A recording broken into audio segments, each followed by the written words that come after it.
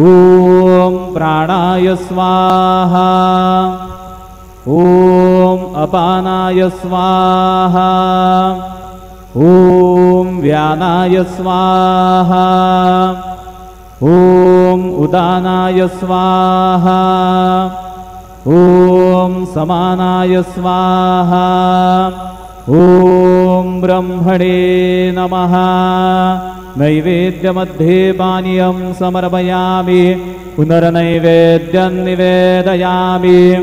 ॐ प्राणाय स्वाहा ॐ अपानाय स्वाहा ॐ व्यानाय स्वाहा ॐ उदानाय स्वाहा ॐ समानाय स्वाहा ॐ ब्रह्मणे नमः। नैवेद्यं समर्पयामि हस्तप्रक्षालनं समर्पयामि मुखप्रक्षालनं समर्पयामि शेषोपचारार्थे प्रार्थनापूर्वक नमस्कारं करोमि।